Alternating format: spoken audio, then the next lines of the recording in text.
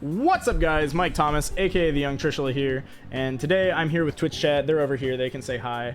We're one take Andes. Ignore them saying take two in chat, that never happened.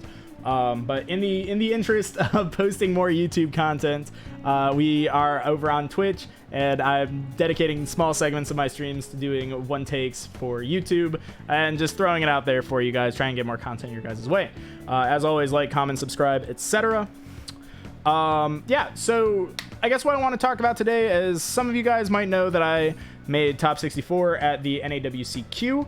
My deck list was posted over on the DB Grinders channel. You can go check it out over there. Shout outs DB Grinder, of course, a good friend of mine. And I wanted to make a follow-up to my previous video on Dragon Link that I posted right before the NAWCQ. But I was really struggling to kind of figure out what I wanted to talk about, because I feel like that really truly was the comprehensive guide to Dragon Link. There wasn't really much more ground for me to cover, I didn't feel like, at least not tonight. And so what I think I want to do tonight is I just want to go through the comments of that previous video and respond to some of your guys' questions, and see what knowledge or insight I can provide in terms of Dragon Link. So let's hop on over that way. So here you can see we're on the previous video. Go like it. I did say that if this got up to 500 likes, I would post more Dragon Link guides, specifically like how to play through hand traps, stuff like that. So let's scroll down. There was one comment in particular I remember seeing towards the top. Yeah, here. So, hey Trish, regarding the defensive cards, I play 3 Ash, 3 Imperm, 3 Book, 3 Ruler, because of what you said about drawing into them off of Regained, except for Ruler, and I figured I want 9 slots for outing a Rise Heart. Is this sound logic? So, let's think about the hand traps that we have. We have Imperm, we have Ash, we have Book, and we have Dark Ruler. The only one of those that you can actually draw off of Regained and use on the turn on your opponent's turn is Ash Blossom. So it doesn't actually it doesn't actually work in the way that I was talking about. Like, you can't draw those off of Regained. You can draw them on your turn, but not on the opponent's turn.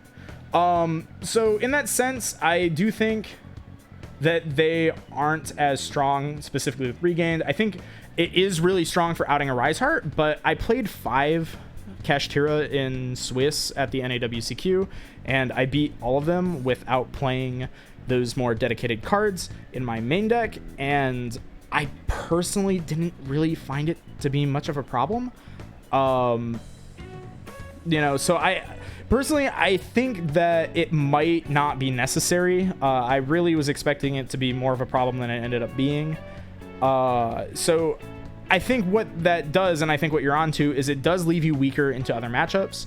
And this is something I discussed with some of my friends who also play Dragon Link, and they played the more aggressively, like targeted version of Dragons that was just trying to beat Kashtira, where they're playing like Dark Ruler and Book and, Book of Eclipse, stuff like that in their main deck, and they did not make the top cut. I think in part because they were just losing to those matchups that weren't Kashtira, because they just were too focused on beating a Rise Heart. And if you really think about it, right, even if Kashtira is the best deck, it's really only like maybe 30% of the field. That's only, if you extrapolate that to your whole tournament performance, that's only going to be like 4 rounds that you have to play against it if it's 30%. If 30% of all your matches, that's only like 4 rounds. So that means that there's 8 rounds where you have a bunch of cards game 1 that you don't necessarily want. So I think that might just leave you a bit too exposed in those longer tournaments, but it really depends on how you're feeling about that matchup and how many people you really expect to play against that are playing that deck. So that's kind of a judgment call, I would say. I don't think there's anything wrong with playing those cards to beat a Rise Heart, but I think that you can also get away with not playing those cards and equally do well, which I hopefully showed at the NAWCQ. This is now moving on. This is another question that I get all the time, and I definitely want to take time to answer. What are my thoughts on Assault Synchron? I think this card is very, very bad. I think Assault Synchron is not a card that I would want to include in Dragon Link, because while Assault Synchron is very, very powerful, you know, you can do cool stuff with Excel Stardust, like they're mentioning, and you can get free negates. I don't really look at Dragon Link right now as a combo deck. I look at it as a very mid-range style deck, like that has combos in it. You have the potential to pop off and make these crazy combos, but I really think that Dragon Link thrives more on kind of that mid-game kind of resource grind aspect. And I think the problem with Assault Synchron is it's forcing you down a path that you don't need to be going down. I also think that it's only good in combination with other cards. Like, you specifically have to have another card, such as a Bestial, to make it good. But in order to have a Bestial on the field, you have to have another card in your graveyard. So now Assault Synchron by itself goes, just to make it do anything, requires 2 other cards worth of support, which doesn't feel very, very good. It burns you, which can be relevant for time scenarios, and it locks you into synchros while it's on the field. So it's very, very bad going second, because if you summon it and then say your opponent, I don't know, Book of Moons, your Bestial or something, all of a sudden now you can't link summon until you find a way to synchro summon. So I feel like in practice that card is very, very bad, and I think it is just a card that is very, very good for YouTube combos and YouTube, you know, videos. I personally, I'm not really a fan of that card. Even in Master Duel, where we have Chaos Ruler, which potentially even makes the card stronger, because you can actually abuse Assault Synchron's secondary effect very well. I still think it's terrible there. So I think that if it can't survive in a format where you have access to Chaos Ruler and like 3 Striker Dragons, I don't think there's any chance for it to do well in the TCG. So yeah, so I don't like Assault Synchron. Let's see, what else is there? The more discussion of Assault Synchron, level 10 Synchro Turbo. Again, I think the level 10 Synchro stuff, I guess, to expand on this, you can also get away doing with just Rocket Caliber. If you just have Rocket Caliber in your deck, so like Tracer plus a Bestial, if you have Rocket Caliber in your deck and you like maybe started on Safer, gets you the same board that like Assault Synchron would get you. So I just really don't think it's worth it. Thank you for this video, Trish. I like the Twitch clip format. Video is fine. Yo, thank you for that. Let's see, what other questions are there?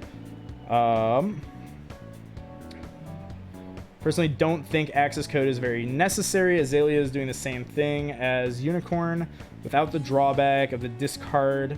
Board breaking access, you can play a Tomb Zeus. So I don't agree with this this comment. That's another question that I think I've seen pop up. It wasn't being asked here, but a lot of people have asked me about the new Sky Striker Link 2 Azalea. I tried it and I don't like it because Dragon Link doesn't play very many spell cards, so it's very unlikely that you're going to be able to keep it on the field unless you just open a ton of spells for some reason. Like, maybe if you open like double quick launch or something, like it'll come up, but I don't think it's very strong. So it's kind of just like a Donner, like where you just tribute yourself and pop something, and I just don't feel like that's very useful most of the time. I feel like access code does come up quite a lot as well. I was using access code all day to kill my opponents. And I think maybe something that people don't remember is that you can go into access code very, very easily by doing your standard like triple burst Pisty combo and then summoning back your Striker Dragon from wherever it is, like banished or graveyard, targeting the Pisty, targeting the Recharger, summoning back anything out of your graveyard, and then making access code with the Striker and the triple burst. And that's a very, very easy way to get to access code and just start popping stuff. Also, it's very, very common to like have Striker Dragon on the field and then go into a Unicorn and have it co-linked with the Striker, discard, spin something, and then like cycle a card. And that's a really good way to like get resources into your hand, because sometimes you just need to draw cards and like cycle when you're going second, to try and find like those really good blowouts. Yeah, so I'm not a big fan of Azalea, and same thing with Zeus. I would much rather just end the duel rather than like go another turn. So I think Axis Code is much better for that. We have a Twitch chat question. How would you feel if there was a Rocket level 2 tuner? That seems pretty good. Not gonna lie, but it feels like it would be better in Master Duel where we have Chaos Ruler and not in the TCG where that card does not exist. Is there here's a good question. Is there a reason why no one is on Etude? It seems like a decent card since it makes Borland's Reborn effect, another disruption, and being a mini floodgate. What are my thoughts on Shadowlight? Oh, Shadowlight is the other card I wanted to talk about in this video.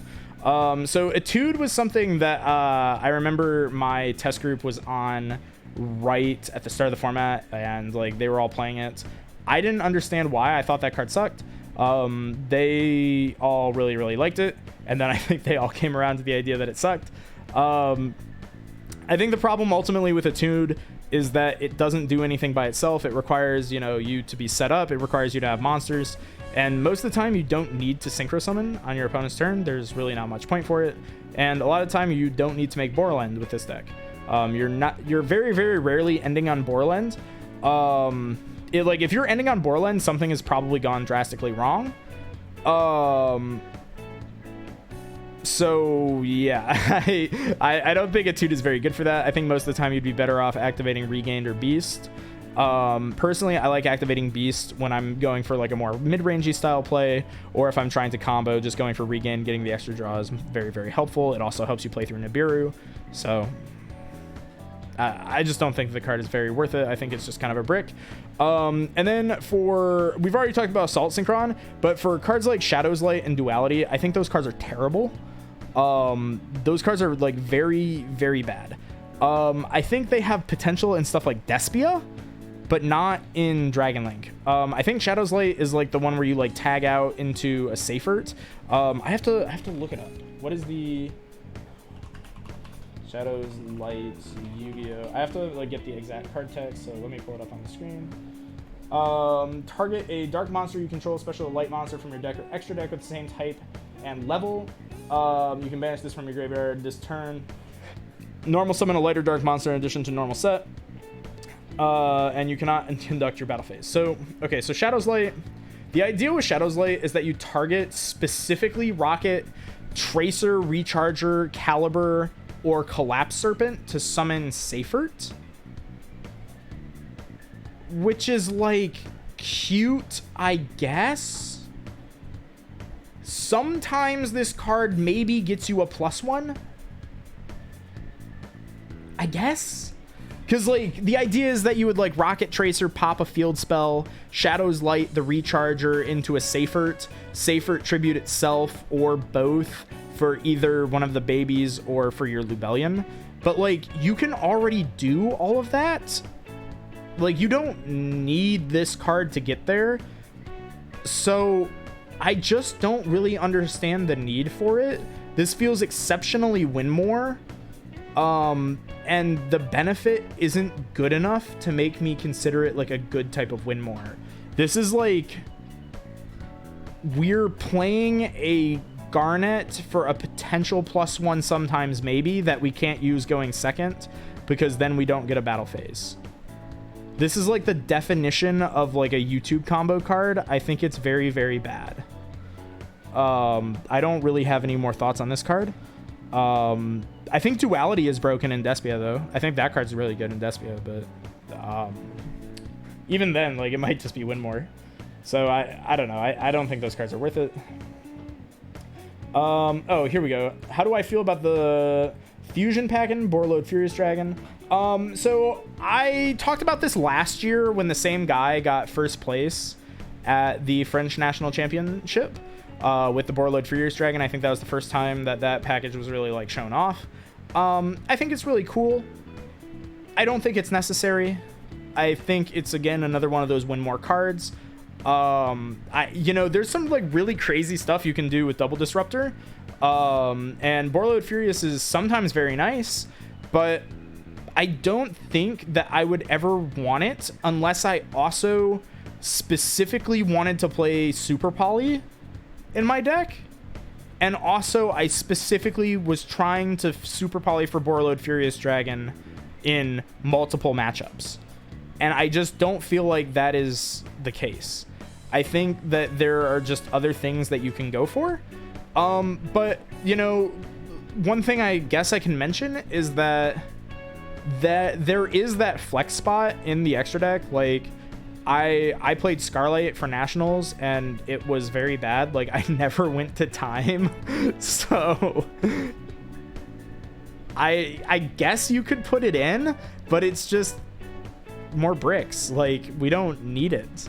I think that's one, like, a common theme about all of these cards I'm talking about, then you guys are asking me about, is that they're cards that dragons don't need. I think Dragon is a deck that thrives on its simplicity. The cards that you play in Dragons just on their own are so good that, like, you don't need anything else. Like, the cards are just good. And, you know, just playing simple, good Yu-Gi-Oh cards is effective at winning games. And I really just don't think we need to get too cute with this deck.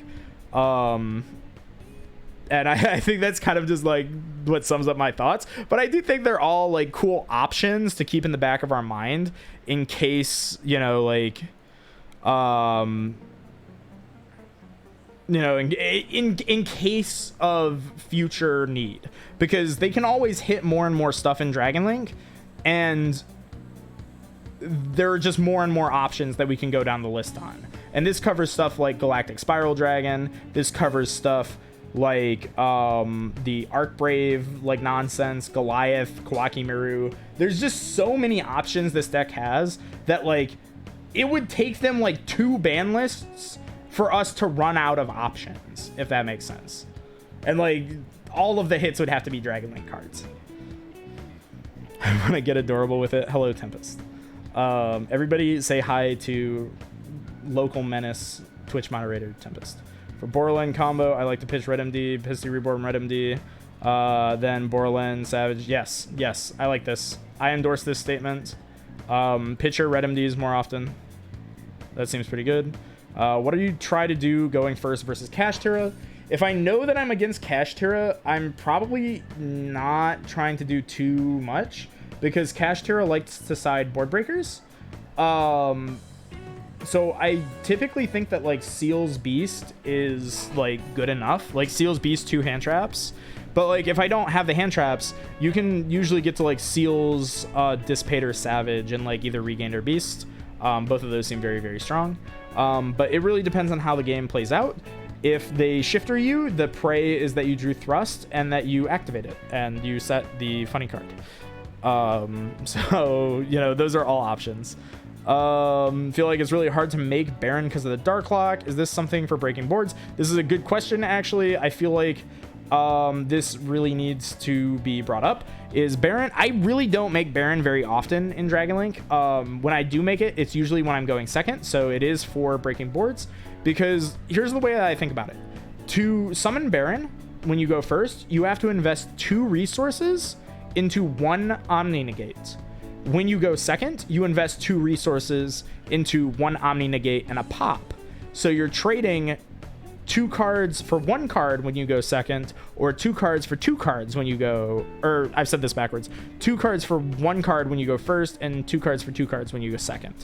So I think it's much better going second than it is going first, and that's especially true if you use Druid's Worm. And don't forget, you also get an attack with it, with the Baron as well. Excuse me. So it really becomes like 3 cards for 2 cards, which actually makes it a positive interaction rather than a negative one or a break even. So it's very, very good at going second and very, very mid going first. Oh, here's an interesting one. I really dislike Thrust. I sold mine. Too many times I brick on them. And they're not worth it. So while I wouldn't say don't play Thrust, because Thrust is very, very good for the game plans that it enables, I do empathize with this, because this is also how I bricked in Top 64. I drew Thrust Eradicator, and so I had like 2 cards that were kind of like useless in my hand. So I understand that. What do you think about Bayonet Punisher? I think that's like the funny rocket, like super card. I have to look that up. I'm pretty sure this card is bad, though. Let's see. Bayonet, Punisher. Apply these effects depending on the types of Borload monsters. Yeah, this card is terrible. Don't play this. I don't really have anything more to say about that. What do you think about Assault Synchron? I heard Trishula mention never to put Borload Savage in defense position. Why is that? So this one's pretty simple. Pankratops just beats over it, and Pankratops is being played. So don't let your card get beat over by a Pankratops. That seems pretty straightforward. It's really more just that, like, you get an attack boost off of Savage, so putting the card in defense just like you're negating one of your own effects off of Savage for no reason, because it's like giving itself extra attack points. Like, take advantage of that, make your card harder to get over. Like stats still matter, surprisingly, in this game. A 3k monster is still hard to get over. How do I build a deck without Lubellion? I have all the bestial cards except for Lubellion. Can I run a Dragoonity engine? This is very hard. I would say don't play Dragon Link if you don't have Lubellion, personally. Which might not be the most fun comment to hear if this is you, but I think Lubellion is like one of the most important cards in the deck. Yeah, I think Lubellion is really kind of the heart and soul of the deck. A lot of the core of the deck is going Magnamut, search Lubellion, Lubellion, search Magnamut, just so that you get like a +1 every turn, and like very few decks can keep up with that. I also don't think the Dragoonity cards are very good either. I think the Dragoonity cards are very, very neg. Like, none of them generate advantage. They all lose you card advantage. So I don't think those cards are very solid either. I think if you are going to try and play Dragon Link without Lubellions, I would play the Dragon Maids, just like 3 Tidying and like Chamber, maybe, and just pray. But I really think you're like shooting yourself in the foot. It's kind of like playing Despio without a Luber, if that makes sense. Like, you might have Branded Fusion, but you don't have a Luber. So it's just, you're kind of praying to get to the Branded Fusion, and if you get there, you get there. That's just one way you can think about it, I guess. Let's see. For this deck is too inconsistent. I love it. 1 hand trap and he's dead. This isn't a question, but I don't understand this comment. Dragon Link easily plays through like 2 to 3 hand traps. So I don't really understand this comment. I feel like they just have not played with the deck enough. This is something though that I would remind you like to go like this video and the previous one to encourage me to put out that hand trap guide, because like you can easily play through hand traps with this deck. This deck does not care about hand traps at all. I prefer to think of them as hand loops rather than hand traps. Triple burst, dog card. Other options exist with that downward arrow. This again isn't a question, but another thing that I would just, if you're new to Dragon Link, Triple Burst is probably one of the best cards in your extra deck. There are not many cards that actually fit that arrow requirement. And also, not only that, Triple Burst is the best one. Something that I think maybe this player has not thought about is the fact that you are often dragon locked because of Pisty's restriction. So it specifically has to be a dragon that points down. With those arrows, it needs to be a Link 3. It could be a Link 2, but there's not many dragons that point down with those arrows. And the ones that do, you can't use Romulus as material for the most part. So not really sure where they're at with this. Again, I would just encourage you to play more Dragon Link, and you'll probably understand why the cards are in the deck. Master Duel. Maybe if enough people comment asking for this, maybe I'll put on a Master Duel guide. Master Duel content doesn't tend to do as well on this channel, but I wouldn't be opposed. Nothing can stop me from running 2 Wyver Burster and 1 Collapse Serpent. If you're a Speaking of Master Duel, if you're a Master Duel player, don't do this. I think that's all the I think that's all the main comments. I kind of skipped over the first one, like the first few comments, because I don't think any of them were questions really. But I guess I'll skim them. I'm a big fan of playing board breakers and hand traps. Dark ruler and imperms are good ones. Other 6 slots, light dark. I approve of that. Deck definitely can still draw hands that are unplayable. Can't field light darks and graves sometimes. And definitely run into hand traps that you just chaos based defensive cards. Yeah, I think light dark hand traps are good. That's why I really like Effect Veiler. One of my favorite interactions from the NAWCQ was I Effect Veilered somebody and then I banished my Effect Veiler to summon Magnemite.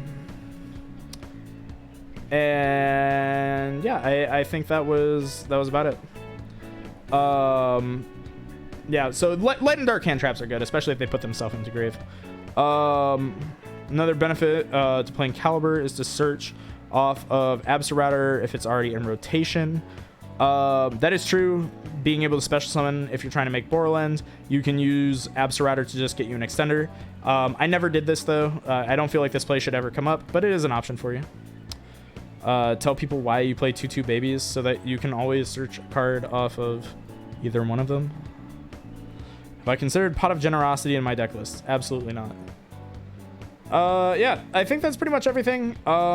Twitch chat, do we have any more burning questions?